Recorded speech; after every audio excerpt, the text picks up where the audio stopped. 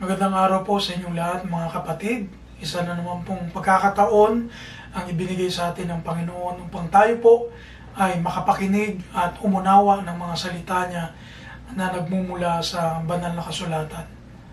Sa oras po nito ay ito na po yung ating last Sunday sa buwan po ng April at samahan niyo po ako sa pag-alam sa panibagong mensahe ng Panginoon na may kaugnayan pa rin po sa kamatayan at pagkabuhay na maguli ng ating Panginoon. Sa mensaheng ito, meron po itong pamagat na A Victorious Messiah, the power of resurrection. Ang sabi ko po rito mga kapatid, the resurrection of Jesus Christ is not just a moment in history.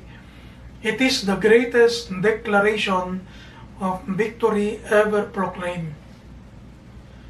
The cross looked like defeat, the tomb looked like silence, but the resurrection revealed power, authority, and triumph. Tayo pong mga Kristiyano, dapat po nauunawaan natin kung ano ang kahalagahan ng pagkabuhay na maguli ng ating Panginoon. Hindi lamang po yung kamatayan niya ang tinitingnan nating importante, kundi lalo yung kanyang pagkabuhay na maguli. Dahil po dito natutupad ang lahat ng propesiya sa kanya at lahat ng layunin niya sa pagkababa niya po sa lupa galing langit. Mga kapatid, samahan niyo po akong sariwain at suriin, alalahanin ang mga bagay po na mahalaga. At ito pong mga bagay na ito yung mga impacts na tinatawag o yung mga epekto ng pagkabuhay na maguli ng ating Panginoon. Bibigyan ko lamang po kayo ng 3 bagay at nawa po ay hindi lamang po natin ito maunawaan, kundi lagi po nating alalahanin ito upang mapalakas po yung ating mga pananampalataya sa Panginoon. Number 1, ang sabi ko po ito, victory over death. Number 1 po na impact ng pagkabuhay na maguli ng ating Panginoon ay ang ating pagkapanalo laban sa kamatayan. Ang sabi po rito sa unang Korinto, sa Kapitulo 15, talatang 55 hanggang 57, saan naroon, o kamatayan, ang iyong pagtatagumpay? Saan naroon, o kamatayan, ang iyong tibo? Ang tibo ng kamatayan ay ang kasalanan, at ang kapangyarihan ng kasalanan ay ang kautusan. Datapwat, salamat sa Diyos na nagbibigay sa atin ng pagtatagumpay sa pamamagitan ng ating Panginoon Jesucristo. Napakaganda pong talata ito mga kapatid. Dahil po sa pagkabuhay na maguli ng Panginoon, napagtagumpayan niya ang kamatayan.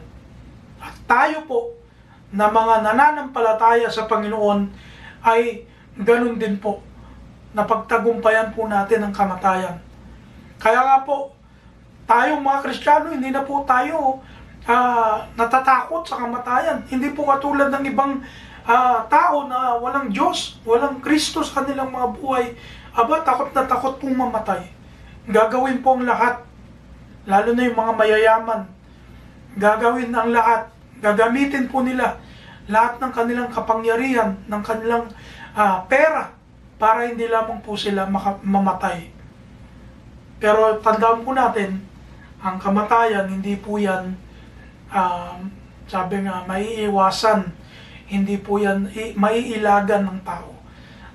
Dahil po bawat tao ay daraan po doon sa tinatawag na pagkamatay. Wala naman po sigurong tao na hanggang sa panahon po ngayon, buhay, hanggang sa panahon po ngayon, hindi pa rin patay. Walang taong gano'n, walang taong immortal. Habang nandito po tayo sa lamang ito, habang nandito tayo sa katawan, meron pong kamatayan. Babasa po yan sa aklat ng Hebreo na itinakda ng Panginoon ng kamatayan minsan sa tao at ang pagkatapos nun ay paghahatol. Kaya po, nung tayo po ay tumanggap sa Panginoon at sinakop tayo ni Kristo sa ating mga buhay, kasama po tayo doon sa victory niya over death. Kasama po tayo doon na nagtagumpay sa kamatayan. Bakit po? Sabi sa John chapter 11, verse 25 hanggang 26. Sinabi sa kanya ni Jesus, "Ako ang pagkabuhay na maguli at ang kabuhayan. Ang sumasampalataya sa akin, bagamat siya'y mamatay, gayon may mabubuhay siya. At ang sino mang nabubuhay at sumasampalataya sa akin ay hindi mamamatay magpakailanman." Sinasampalatayanan mo ba ito? Alam niyo po mga kapatid, tanong pa rin po ito ng ating Panginoon sa atin. Isa-isip po natin na tinatanong tayo ng Panginoon, sinasampalatayanan po ba natin ito? Na sinabi ni Kristo na siya po ang buhay. At ang bawat sumasampalataya sa Kanya, hindi na po mamamatay. Hindi po ba napakasarap pakinggan ng pangako ng Panginoon na ganito? Na yung ibang relihiyon po, wala silang ganitong paniniwala. O kung meron man sila kanilang pagkabuhay na maguli, ay masyado pong kathang isip. Masyado pong kathang isip. Ganun din po yung katulad po ng mga Muslim, ng mga Budista. Kung pag-aaralan niyo po yung kanilang pagkabuhay na maguli, iba po sa sinasabi ng Biblia. Pleasure sa kanila ang pagkabuhay na maguli. Nandiyan na yung mga sexual pleasure, mga material pleasure. Ang pagkabuhay ng maguli na tinutukoy ng Panginoon sa atin ay hindi po ganun. Kundi talagang buhay na walang hanggan, nakasama siya, kasamang Ama, at ang mga banal ng Panginoon doon sa paraiso. Kaya po, ito pong pangako ng Panginoon na ito ay talagang maasahan at talaga pong mapapatunayan nating totoo kung paano po si Kristo ay totoo na nabuhay, namatay at nabuhay na maguli. Gayun din po ang mga pangako niya na hindi mapapako. Dahil po ang Diyos na ating sinasamba ay hindi po makapagsisinungaling na Diyos. Ang sabi po rito sa verse 20 hanggang 22, kung tataas lang po tayo ng konti doon sa kapitulo 15 pa rin ng unang Korinto. Ang sabi po rito, ngunit sa katunayan, si Kristo ay binuhay mula sa mga patay. Siya ang unang bunga ng mga namatay, sapagkat yamang dumating ang kamatayan sa pamamagitan ng isang tao, sa pamamagitan din ng isang tao'y dumating ang muling pagkabuhay ng mga patay. Sapagkat kung paanong dahil kay Adan ang lahat ay namamatay, gayon din dahil kay Kristo ang lahat ay bubuhayin. Isa pong epekto ng pagkabuhay na maguli ng ating Panginoon ay tayo pong mga sumusunod, tayo po na mga tumanggap at sumasampalataya kay Kristo, tayo rin din po ay bubuhayin. Kung paanong si Adan na pinagmulan ng kasalanan ng sanlibutan, pumasok ang kasalanan sa mundo, si Kristo po pumasok sa mundo upang yung kamatayan po na yun ay talunin niya. At tayo po, nasasampalataya sa Kanya, ay bubuhaying maguli. At hindi lamang po dito sa lupa natatapos ang ating buhay. Kung tataasan uli po natin, verse 14 hanggang 16, ang sabi dito, at kung si Kristo ay hindi muling binuhay, walang kabuluhan ang aming pangangaral, at wala rin kabuluhan ang inyong pananampalataya. Tingnan niyo po yan. Yung pananampalataya po pala natin ay nakabase sa pagkabuhay na maguli ng Panginoon. Kasi po kung hindi po binuhay na maguli ang Diyos, anak, kung hindi po binuhay si Kristo, Baliwala po itong ginagawa natin. Baliwala po itong pakikinig po natin ng mensahe, pag-church po natin, pagtulong natin sa kapwa. Baliwala po ang buhay. Pero salamat sa Panginoon na nabuhay siyang maguli. At dahil dito, nagkaroon po ng saysay ang lahat ng bagay. Nagkaroon ng saysay ang mga pangangaral, ang paglilingkod natin sa Diyos. Dahil meron po tayong inaasahan. Sabi dito sa verse 15, bukod dito, matatagpuan pa kaming mga sinungaling na saksi ng Diyos sapagkat kami ay nagpatotoo tungkol sa Diyos na muli niyang binuhay si Kristo na hindi naman niya pala muling binuhay. Kung totoo na ang mga patay ay hindi muling binubuhay. Sapagkat kung ang mga patay ay hindi muling binubuhay, kahit si Kristo ay hindi muling binuhay. Ito po kasi nagkaroon ng mga problema sa church ng Corinto na meron pong naniniwala na yung mga patay daw hindi na mabubuhay maguli, hindi na mabubuhay. Kaya po sumulat si Pablo sa kanila na talagang binigyang diin ni Paul yung kahalagahan ng pagkabuhay na maguli ng ating Panginoon. At sana hanggang sa oras na ito, hanggang sa atin, ay maunawaan natin at ma-appreciate po natin yung halaga ng pagkabuhay na maguli ng ating Panginoon. 1 Thessalonians chapter 4, 13 to 14, ang sabi rito, ngunit hindi namin ibig na kayo'y di makaalam, mga kapatid, tungkol sa nangatutulog upang kayo'y huwag mga lumbay na gaya ng iba na walang pag-asa. Tignan po yan. Sapagkat kung tayo ay nagsisisampalataya, si Jesus ay namatay at nabuhay na maguli, ay gayon din naman ang nangatutulog kay Jesus ay dadalhin ng Diyos na kasama niya. Tingnan niyo po. Kaya po, napakapalad po nating mga Kristiyano. Kung tayo po ay mamatay na Kristiyano, ay bubuhayin po tayo maguli na kasama si Kristo. Ito po ang isang goal natin sa buhay na ito, kung bakit po tayo nabubuhay dito sa mundo, kung bakit po tayo nagpapatuloy sa pananampalataya, upang sa gayon, pag namatay na po tayo, tayo po ay bubuhayin maguli ng ating Panginoon. Because He lives, death has no final authority over believers. And because He lives, the grave is no longer the end of your story. Number 2, na impact ng kamatayan, ng kapagkabuhay na maguli ng ating Panginoon, ang sabi ko po rito, victory over sin. Romans chapter 6 verse 4 hanggang 6, tayo nga'y nangalibing nakalakip niya sa pamamagitan ng bautismo sa kamatayan, na kung paanong si Kristo ay nabuhay na maguli sa mga patay sa pamamagitan ng kaluwalhatian ng Ama, ay gayon din naman tayong makalalakad sa panibagong buhay. Sapagkat kung tayo nga ay naging kalakip niya dahil sa kawangisan ng kanyang kamatayan, ay magkakagayon din naman tayo dahil sa kawangisan ng kanyang pagkabuhay na maguli. Na nalalaman natin na ang ating datiyang pagkatao ay kalakip niyang napako sa krus upang ang katawang salarin ay magiba at nang sa gayoy wag na tayong maalipin pa ng kasalanan. Mga kapatid, ito po ang isa sa napakagandang impact ng pagkabuhay na maguli ng ating Panginoon. Tayo po dati kasi alipin tayo ng mga kasalanan nung tayo po ay hindi pa tumatanggap kay Kristo.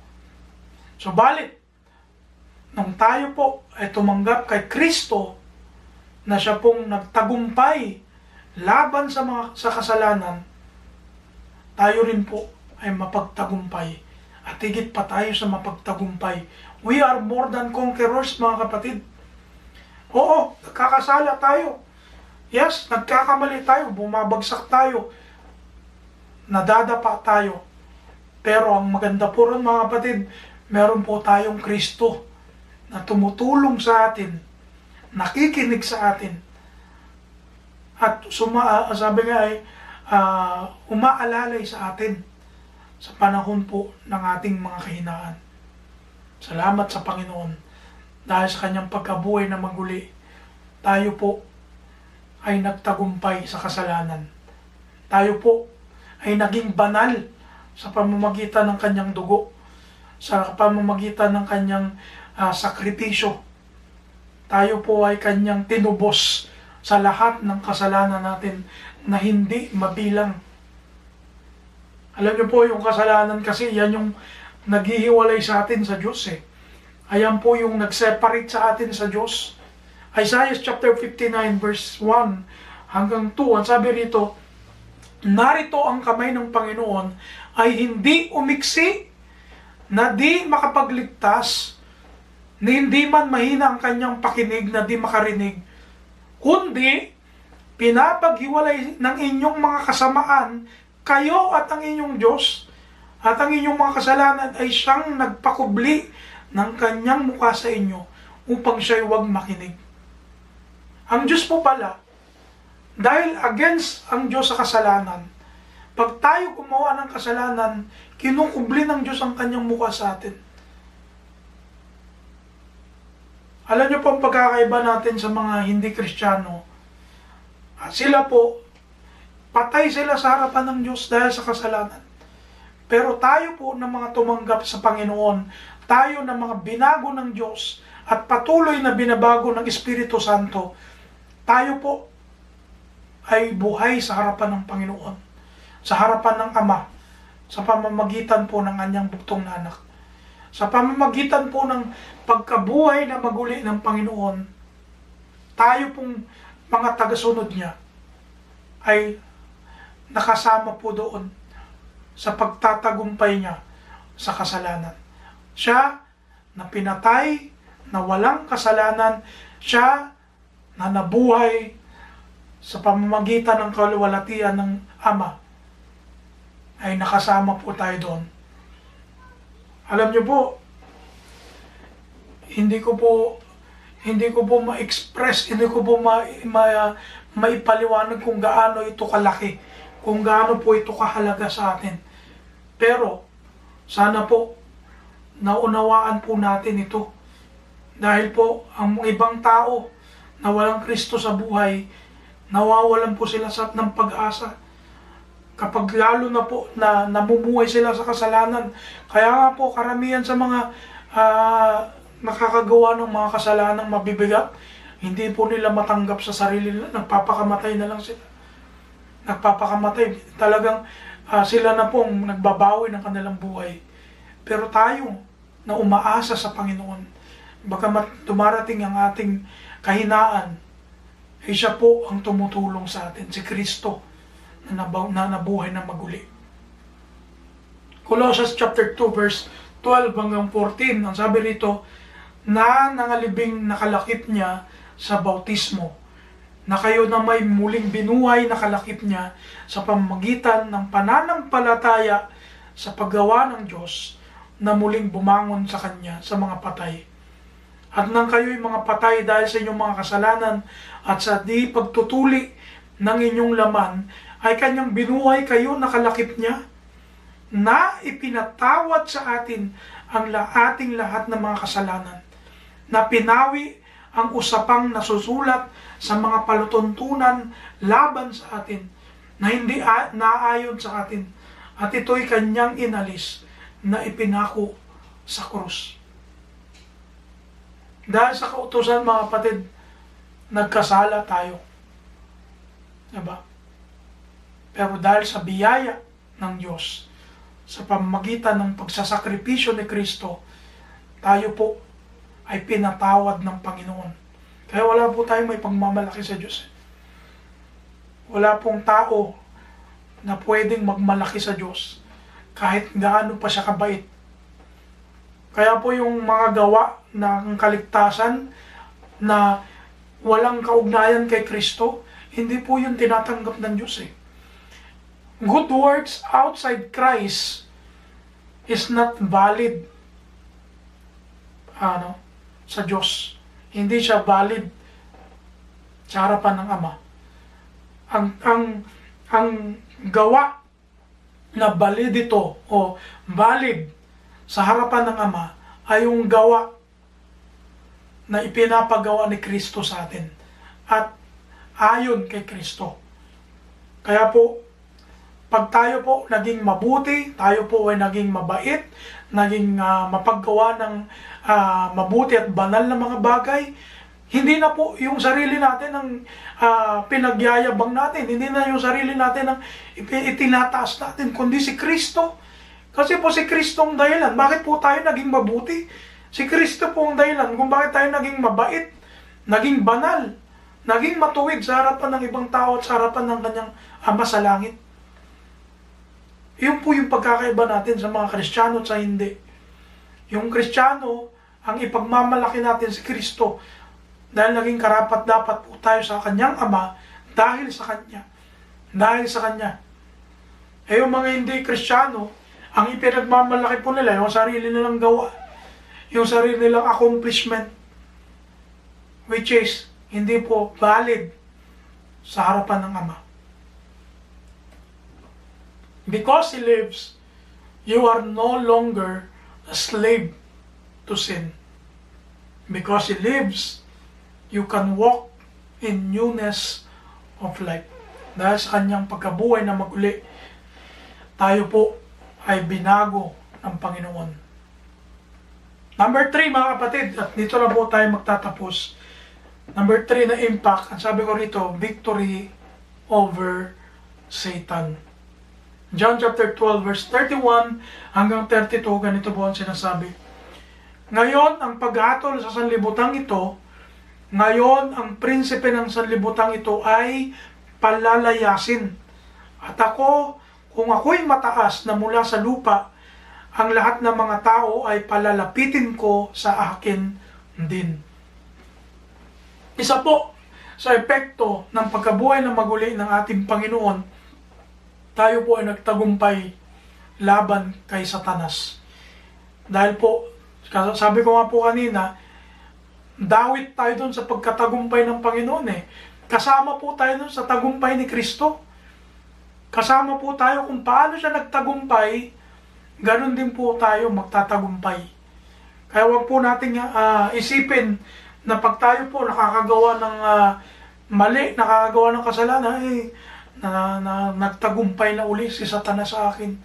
Hindi po. Kasi po, yung laman natin mahina talaga eh. At naiintindihan po yan ng ating Panginoong Jesucristo. Dahil po nangyari, nakaranas din po siya ng kahirapan. Nakaranas din po siya ng nagutom po siya, nauhaw siya, di ba?